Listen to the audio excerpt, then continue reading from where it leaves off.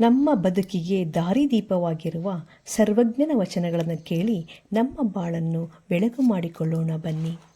ವಿದ್ಯೆ ಕಲಿಸದ ತಂದೆ, ಬುದ್ಧಿ ಹೇಳದ ಗುರು, ಬಿದ್ದಿರಲು ಬಂದು ನೋಡದ ತಾಯಿ, ಶುದ್ಧ ವೈರಿಗಳು ಸರ್ವಜ್ಞ.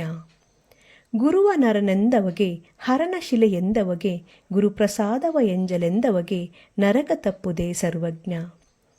ಸಾಲವನ್ನು ತರುವಾಗ ಹಣ್ಣುಂಬಂತೆ, ಸಾಲಿಗನು ಬಂದು ಹೇಳಿದಾಗ ಕಿಬ್ಬದಿಯ ಕೀಲು ಮುರಿದಂತೆ ಸರ್ವಜ್ಞ.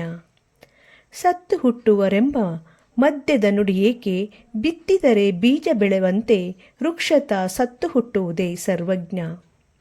ಅನ್ನವನ್ನು ಹಿಕ್ಕುವುದು, ನನ್ನೇನು ನುಡಿಯುವುದು, ತನ್ನಂತೆ ಪರರ ಬಗೆದೊಡೆ, ಕೈಲಾಸ ಭಿನ್ನಾಣವಕ್ಕು ಸರ್ವಜ್ಞ. ಮೂರ್ಖನಿಗೆ ಬುದ್ಧಿಯೇನು ನೂರ್ಕಾಲ ಪೆಳಿದರು, ಗೋರ್ಕಲ್ಲ ಮೇಲ್ ಮಳೆಗರೆದರೆ, ಆಕಳು ನೀರು ಕುಡುವುದೇ ಸರ್ವಜ್ಞ.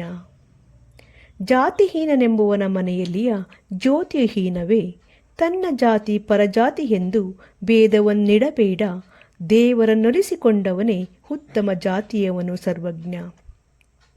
ವಿದ್ಯೆಯುಳ್ಳವನ ಮುಖವು ಮುದ್ದು ಬರುವಂತಿಕ್ಕು, ವಿದ್ಯೆಯಿಲ್ಲದವನ ಬರಿಮುಖವು ಹಾಳೂರ ಹದ್ದಿನಂತಿಕ್ಕು ಸರ್ವಜ್ಞ. ಕೊಟ್ಟು ಹುಟ್ಟಲಿಲ್ಲ, ಮುಟ್ಟಿ ಪೂಜಿಸಲಿಲ್ಲ, ಸಿಟ್ಟಿನಲ್ಲಿ ಶಿವನ ಬೈದರೆ, ಶಿವ ತಾನು ರೊಟ್ಟಿ ಕೊಡುವನೇ ಸರ್ವಜ್ಞ.